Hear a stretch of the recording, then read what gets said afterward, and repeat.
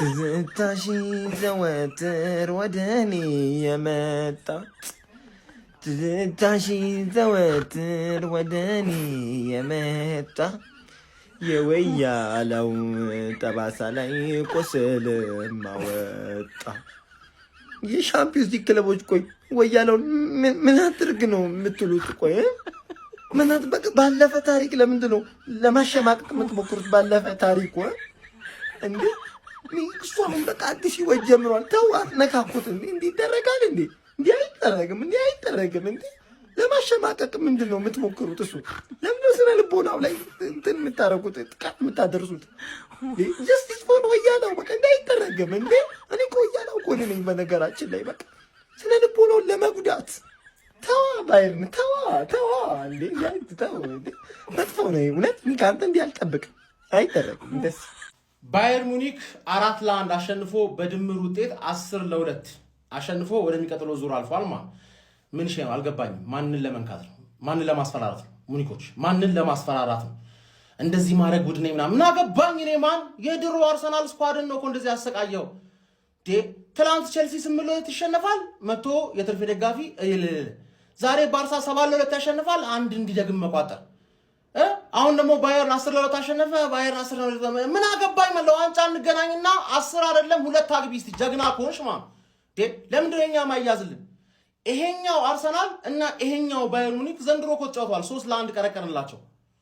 ገባችሁ አይደል? ምን እሺ ነው ጆካ ምናምን አታስፈራሩኝ። ሃሪ ኬን 50ኛ ጎሉን ከመሐመድ ሳላ ጋር አብሮ 50ኛ ጎሉን አግብቷል ቻምፒየንስ ሊግ ላይ 51 ግን አታረገው። ለነገሩ ልታረገው ትችላለህ ሪያል ማድሪድ። እኛ ጋር ላይ ግን ወፍ የለም። ገባ አይደል? ወፍ የለም።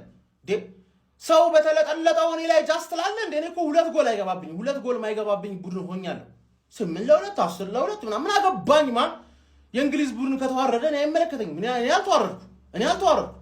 ገባ አይደል? ሊቬም ተከትላለች የእንግሊዝ ኩራት። እኛ አናፍርም። እራሳችሁ በሌሎቻችሁ እፈሩ። ሃንግማን ምናምን ወንድም ጥላ እፈር አብረ ወንድምህን ልከህ እንደዚህ ስለተገረፈ እኔ ምን አገባኝ? እኔ የምለው ምንድነው ሻምፒዮንስ ሊግ የሰሞኑ ጨዋታው ጀማው ተነጋግረው ነው እንዴ እኛ ላይ ሙድ ለመያዝ ነው?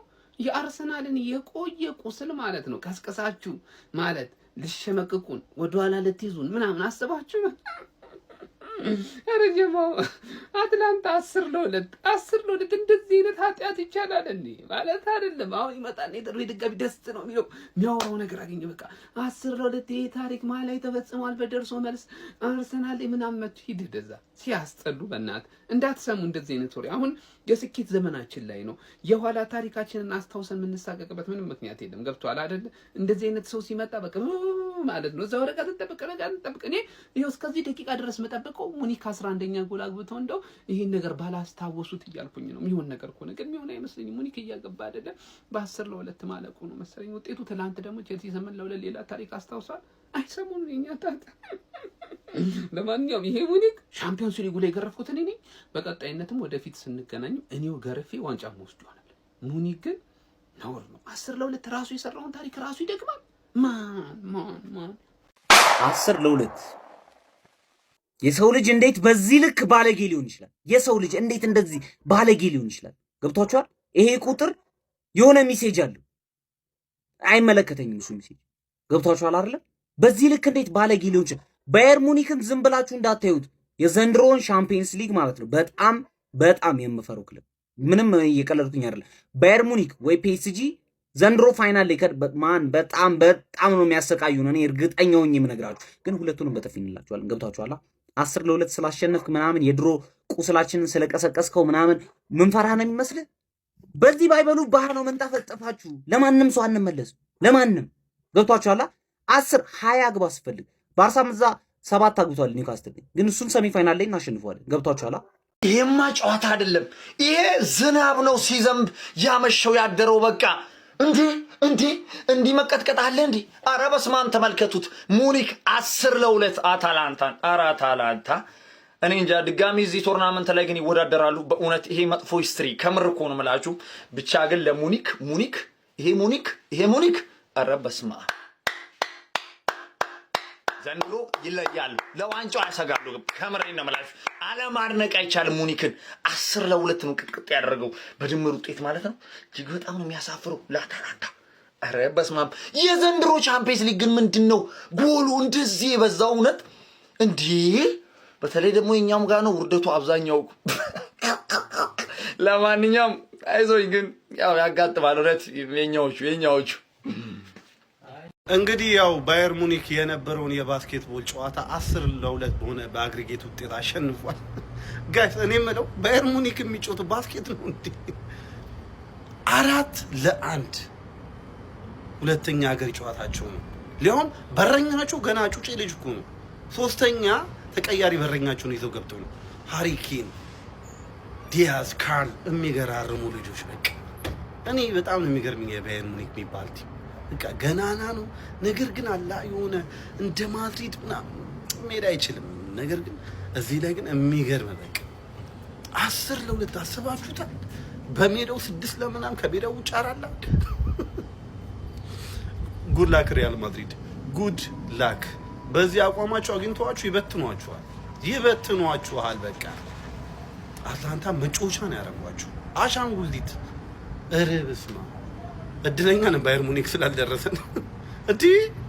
አይ በቃ ሰሞኑን አልተነቆራችሁምና ባየር ሙኒክ ደግሞታል እና እንደዚህ ውጤት ተመሳሳይ ውጤት የተሸነፈ አንድ ክለብ አለና እሱን ኮሜንት ላይ ጻፉልኝ። ይመቻችሁ። በቃ ወዳችኋለሁ።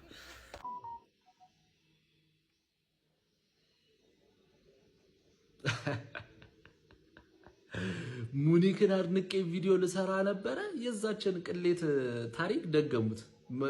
አትላንታ ራሱን ቅሌት ተከናነበ 10-2። ሙኒክ ምንም አይነት ርህራሄ የለውም። ዘንድሮ ሃሪኬን ባሎንዶር ለመብላት ሙኒክ ቻምፒየንስ ሊጉን ለመብላት ቆርጠው ተነስተዋል። በጣም ዶሚናንት ቲም፣ ምንም አይነት ርህራሄ የለው፣ ትንፋሽ የማይሰጥ ክፉ ቲም ነው ያየነው። እስቲ ጨዋታውን ካያችሁ ማን አስደመማችሁ? ኮፒ ሊንክ፣ ሪፖስት፣ ሼር። ይመቻችሁ። ቡድኖችን ሲያሸንፍ ምንም አይነት ርህራሄ የሌለው ባየር ሙኒክ አታላንታን በድምር ውጤት 10-2 በማሸነፍ በአውሮፓ ሻምፒዮንስ ሊግ ሩብ ፍጻሜ መቀላቀሉን ማረጋገጥ ችሏል። በሩብ ፍጻሜውም ከሪያል ማድሪድ ጋር የሚፋጠጥ ይሆናል። ከወዲሁ ተጠባቂ ጨዋታም ይሆናል ተብሎ ይጠበቃል። በተጨማሪም አትሌቲኮ ማድሪድም እንግዲህ በቶተንሃም ስፐር 3-2 ቢሸነፍም በድምር ውጤት 7-5 በማሸነፍ ወደ ቀጣዩ ዙር ማለፉን ማረጋገጥ ችሏል። በሩብ ፍጻሜውም ከባርሴሎና ጋር የሚፋጠጡ ይሆናል ማለት ነው። ከባየር ሙኒክ ጨዋታ ስንጀምር ይህንን ጨዋታ ባየር ሙኒኮች 4-1 ነው አታላንታን ማሸነፍ የቻሉት። የዚህ ጨዋታ ጎል አስቆጣሪ ተጫዋቾች ሃሪኬን 2 ጎሎች እንዲሁም ደግሞ ካርል እና ሉዊስ ዲያዝ ነበረ ማስቆጠር የቻሉት። 100% ነበር ጌሙንም ዶሚኔት ያደረጉት። ዘንድሮ በቻምፒዮንስ ሊግ ላይ በጣም አስደናቂ ግስጋሴን እያደረጉ ከሚገኙ ቡድኖች መካከል የካምፓኒው እንግዲህ ባየር ሙኒክ ነው ቢባል ማጋነን አይመስለኝም። አትሌቲኮ ማድሪድ ከስፐርስ ያደረጉት ጨዋታ ላይ ስንመጣ ደግሞ ስፐርስ በጣም ጥሩ የሆነ ተነሳሽነት ያሳዩበት ጨዋታ ነው ብዬ አስባለሁ። እኔ በግሌ 3-2 ጨዋታውንም ማሸነፍ ችሎ ነበር መደበኛው ጨዋታ ክፍለ ጊዜን ማለት ነው። ታዲያ በእንቅስቃሴ ረገድም ጥሩ አጋጣሚዎችን መፍጠር ችሎ ነበር። እንደውም ሙሶ ጥሩ አጋጣሚዎችን ሴቭ አድርጎባቸው ነበረ። ካምባክ ይሰራሉ ብሎ የጠበቀ አልነበረም፣ ግን በጨዋታው ላይ ያሳዩት ፐርፎርማንስ በጣም ጥሩ ነበረ ማለት ይቻላል። ለማንኛውም እናንተ ስለነዚህ ጨዋታዎች ምን ተላላችሁ? ሀሳባችሁን አጋሩኝ። የፕላስ ምልክቱ መጫ እንዳት ሻምፒዮንስ ሊግ የአርሰናልን ምንነትና ማንነት ማለት ነው በስነ ስርዓት እያሳየልን ነው። እንደዚህ በታሪክ እየጎተትን ማወራን ያለብን። ቁስል እስካለብህ ድረስ እንጨት መሰደዱ አይቀርም። በቃ ይኸውልህ ሙኒክ ራሱ የሰራውን ገድል ይሄኛውን ገድል ትላንትና እኔ የሰራውብህን ማለት ነው። ይሄን እያሳየን ከሻምፒዮንስ ሊግ ማለት ነው ቀጣይ ጎትተን ነው የምናወርድሽ ማለት ነው። ማን ጠብቂን። እኔ የምለው ግን ቤተሰብ እማየው ነገር ለምንድን ነው ሌላ ነገር የሚያሳስበኝ? የምሬን ነው። እያየው እንዳላየሁኝ እንዳላሰብኩኝ ምናምን ለመስራት ሞክራለሁ፣ ግን አልቻልኩም። 10-2 ስታዩ ምንድን ነው ትዝ የሚላችሁ? ለዛው ሙኒክ ነው ማለት ነው። በዚህ በኩል ደግሞ አስቡት የእንግሊዙ ቲም ነበር። ለማንኛውም ሙኒክ ሜዳው ድረስ ጠርቶ አትላንታን 10-2 በሆነ ውጤት ረምርሞ አሸንፎታል። በድምር ውጤት ማለት ነው። ማን ሙኒክ ግን ምን አይነት ቲም ሆኗል? በስመ አብ አይራራም። በቃ ካገኘ ይሰጣል፣ ይለጥፋል። በቃ አግብቶ እንኳን 3-4 ጎል አግብቶ ሌላ ጎል ለማግባት ነው የሚፍጨረጨሩት። ማለት እንዲህ ነው በቃ የቻምፒዮንስ ሊግ ቲም ማለት። የምሬ ነው። ይሄ ቲም ያስፈራል። እስከ ፋይናል ድረስ የሚሄዱላ ይመስለኛል ሳስበው።